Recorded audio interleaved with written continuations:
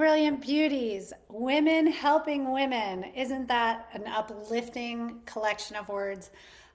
In the honor of International Women's Day, which occurred this week, and the celebration of women, I think about the women that came before us and the legacy they left us.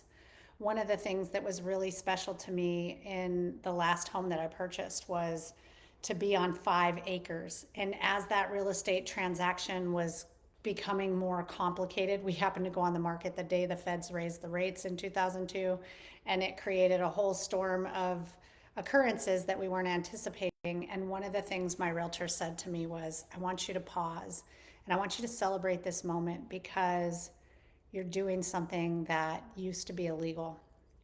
Less than 100 years ago, it was illegal for a woman to own land on American soil without the sponsorship of a man on the note. And so it was very special to me to be able to even have the opportunity to purchase a 5,800 square foot home on 5 acres with a barn and beautiful Rocky Mountain views out of every single room.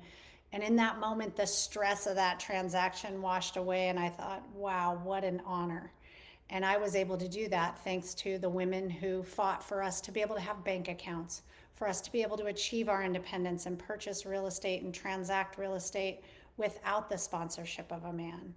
And I stand on those shoulders. And in my work, I want to do the kind of work that's good for the soul and good for the world. And to me, that means uplifting women, helping them see that they have brilliance within them just waiting to be revealed, and having them stand in their strength and in their power and in their courage to bring that brilliance into the world in a way that honors their uniqueness so that they know that only they can do this work the way that they do this work. And there's power in that. And I just love watching my clients express that fullest version of themselves. And so today, as I promised last week during our live, today we're going to talk about influence. Influence is one of the 5 outcomes that the world's highest performers achieve. So we work on 6 pillars of high performance: our psychology, our physiology, our productivity, our persuasion, presence, and purpose. Presence, purpose, persuasion. Yeah. Okay. That didn't sound right for some reason, but yes, that is correct. Those are the 6 pillars of high performance on a Sunday afternoon. Can I get an amen on a Sunday? I got them all down.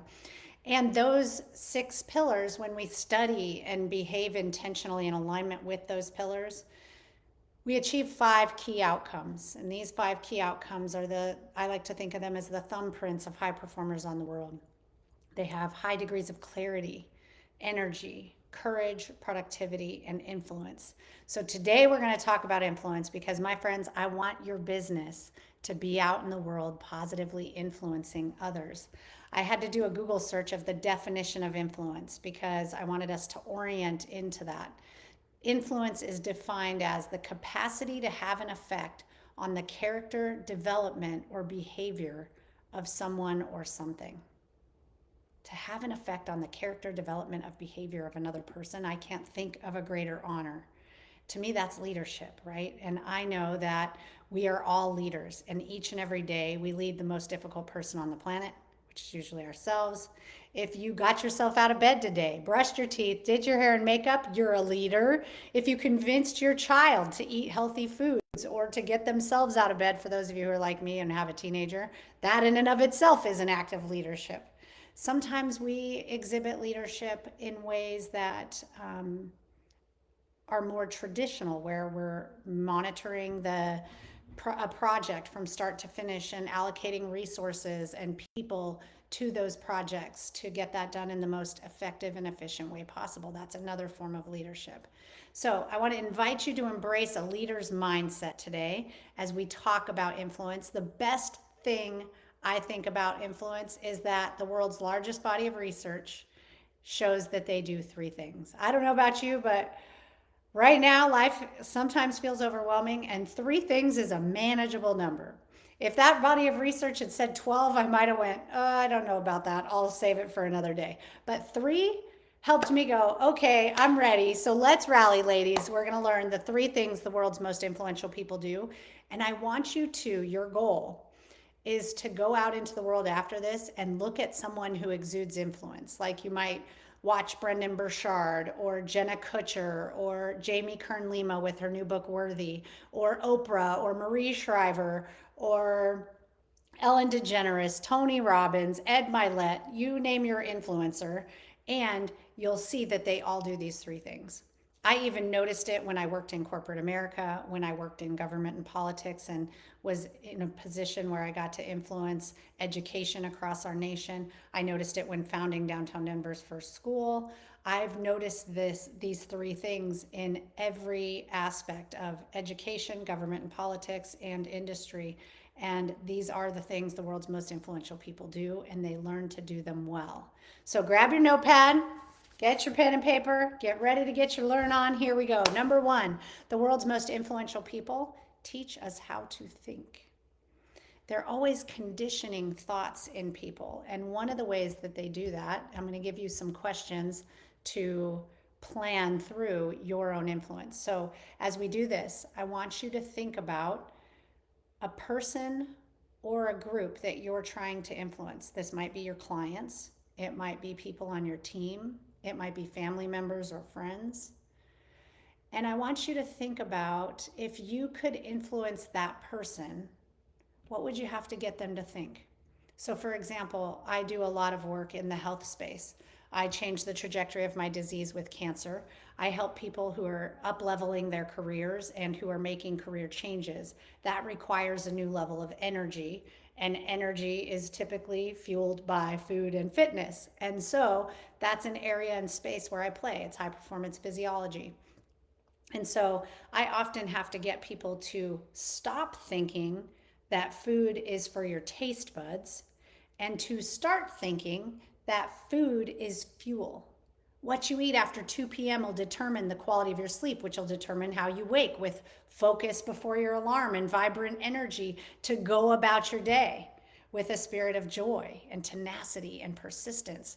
That's what differentiates you and gets you into that top 5%, 2%, 1%. Pick your percent. That's what I like to help people do, is pick their percent and get above the norm and above the noise. So that's one example. What do you have to stop thinking, and what do you have to start thinking? How could you begin to get people to start thinking that food is fuel? I start with energy management. Your next level is going to require a new level of energy from you. A lot of us, if I was to say, are you ready to 10x yourself? You'd go, holy cow, I'm barely hanging on by a thread. 10x? No way. So I start with energy.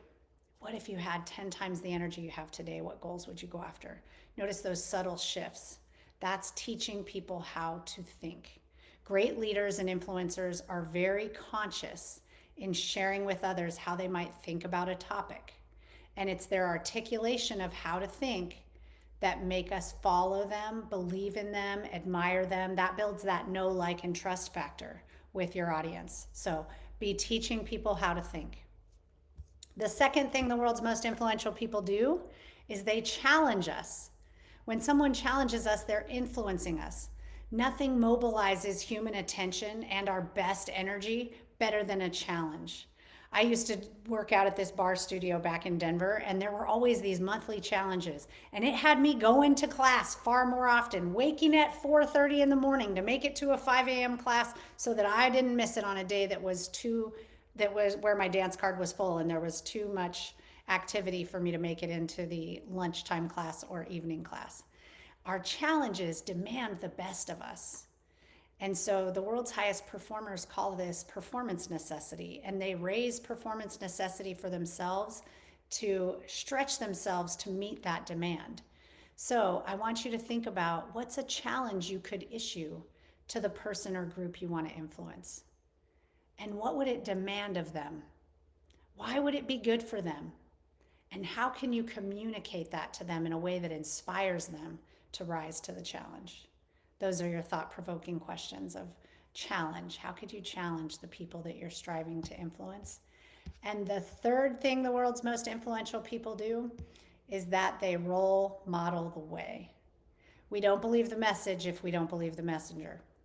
Who you are and how you show up in life, the actions you take, the values and principles you live by, they're closely watched by the world. I've heard there's a gentleman named Joseph Renzulli who was at the University of Northern Colorado when I was studying there, and he said, a rising tide raises all ships. We were talking about gifted education, and that when you rise, others rise with you. So who you choose to be, having clarity about who you are and how you're going to show up, and then being congruent in your actions and holding your actions to the values you carry, that is the status that I want you to stand in. That's you role modeling the way, you choosing to show up with great intention. So again, think about that person or group that you're trying to influence and ask yourself, if I'm going to be more influential with that person or group, they need to believe I am a woman who, and fill in the blank. I am a woman who. I want you to journal on that topic this week. The best parts of who you are that will have to show up, what are those? List them out. The best parts of yourself. I think about the best parts of me. I'm thoughtful, I'm caring, I'm a scholar, I'm well studied. I bring people a synthesis of research that gets them the knowledge they need. When we know better, we do better. I also package it in a way that's engaging for their emotions to motivate them to take action. And knowledge, emotion, and action equals change in their lives. That's how I help my clients double their success, triple their success, achieve the top 1% in their earnings in their industries. The reason you're willing to become a better person in order to serve these people is, what's your why? For me, one of my whys is when I was working in education, I was learning to be a school leader, and it was during my internship, and we had put on it was technically our fundraiser, but we put it on as a literacy event. We had a lot of goals to help our children become greater readers and writers, and we had some significant gaps in our test performance data. And so we made this really fun teacher adventures, and teachers would put together these events. I put together like a sleepover at the school where we had flashlight tag and pizza and movies. And I also did an event called Football, Frisbee, and Fun in the Sun. And then another one, popcorn, pedicures, and polish, because I love alliteration. So you get the idea. We were putting on these adventures. Everyone in the building did it. And then part of those went to a bid where the highest bidder won in the silent auction. And then there were others that, because we were a socioeconomically diverse community, that were by raffle. And so you could enter the raffle $1 a ticket. And half of the adventures were half of the seats for an adventure were by raffle, the other half were by silent auction. So it became this really big fundraiser and fun-filled night. And then we had authors there, illustrators there, promoting literacy, and this just really joy-filled, fun event for children and their families. And we had a strategic list of priorities that we were funding. And after this event, this gentleman came into my office and asked me, he said, "How'd you do?" And I told him that we had raised more money than this school community ever had in its history. And that was a really big deal. And this gentleman had, his grandchildren were now at this school, and he'd seen this school go through a lot of change. And he said, how much were you short?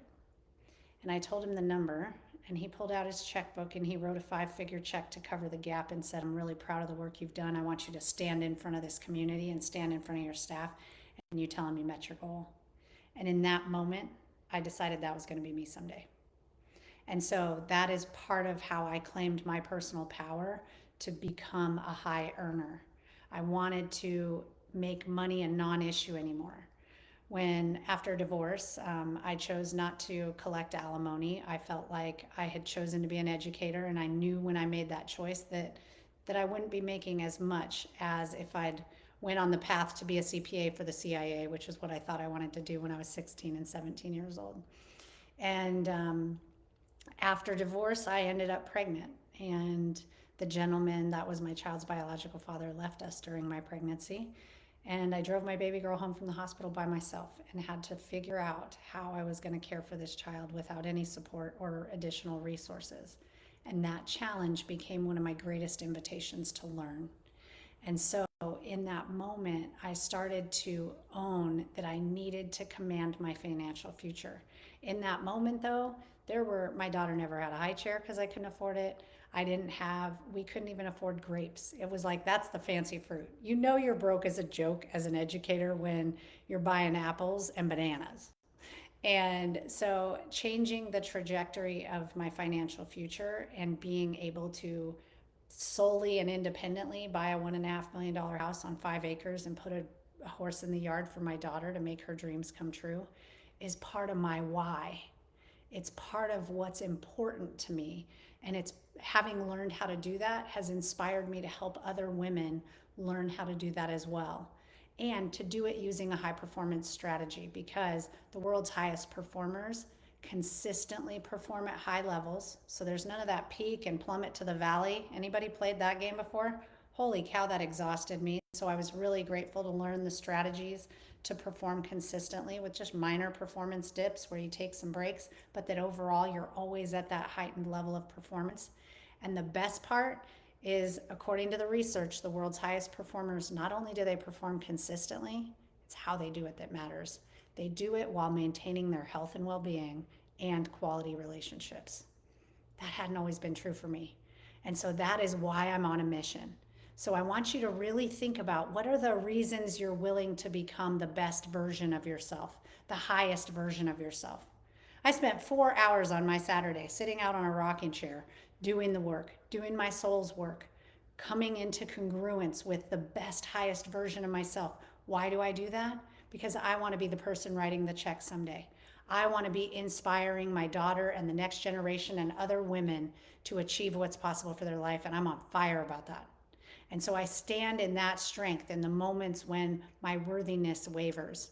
And if you struggle with believing you're enough, I gotta recommend this book, my friends. I'm leading a book study on it. We just had our second meetup. I'd love to invite you to join us. It is never too late to claim your worthiness and get started. If you want to join us, I would love for you to do that. I would also love to see you in my Facebook community. You can go to facebook.com/groups/We Are Building Brilliance. I also am accepting new coaching clients right now. If you want to go through the high performance coaching program and learn all of the skills and strategies that allow you to succeed in every dimension of your life, it was hands down the absolute best thing I ever did for myself, because it allowed me to succeed beyond my career. I was good at climbing that ladder. I was a people pleaser, a high achiever, yet inside I was a little bit miserable and I always came last. And that built a little bit of resentment of, why does everybody else get to do X, Y, Z when I'm working so hard? And learning to reframe my thinking and reclaim my life through these strategies was instrumental. It's also these strategies that are the reason I'm sitting here with hair on my head, because when I was diagnosed with a very aggressive high growth tumor a little over a year ago, it was these high performance strategies that helped me have the courage to change the trajectory of my disease, to use Western medicine and complementary alternative practices to combat disease in a way that changed my oncotype. And instead of needing 3 to 4 months of radiation and chemotherapy, I ended up with only 4 weeks of radiation after my surgery. And so you can change the outcomes of your life. And these high performance strategies not only will have you succeeding beyond what you can imagine in your business, they'll have you building a family and a life that you're very proud of, that brings you meaning and fulfillment. And that when those stormy seas come, these are the tools you turn to. So it's hands down the best investment I've ever made. And I would love to hear from you if you're interested in coaching. You can reach me at j@drjay.com. That's JEA@drjea.com. I would love to hear from you. I would love to hear, who do you aspire to influence? And how have these 3 strategies informed your thinking? They teach us how to think, they challenge us, and they role model the way. How are you doing that? I want to know, and I want to support you in your journey towards having greater influence and building a business and a life you love. We just sold it all and moved across the country to Florida to enjoy warm, sun-shining days and to position my daughter, we're the best in the world ride. And so being in the horse capital of the world and experiencing all that there is to offer is a part of our joy-filled journey right now. And so if you feel like you need to do some editing in your life to achieve the extraordinary, if life's gotten to a place where there's just a lot of parts of life that have got you down and that you feel like, I'm just not feeling that confidence and that zest and joy and vibrant energy anymore. I'm your girl. I'm here to help you make courageous career change because when we change our careers and we evolve in our growth trajectory, we fund our lifestyle ambition and we're able to do things that we didn't think were possible. So, with that, brilliant beauties, I wish you love and light this week. Go out and reveal your brilliance, shine your love and light into this world. I hope to hear from you. I want to see you in the high performance leadership community, facebook.com/groups/we are building brilliance. I'll see you next week. Mwah.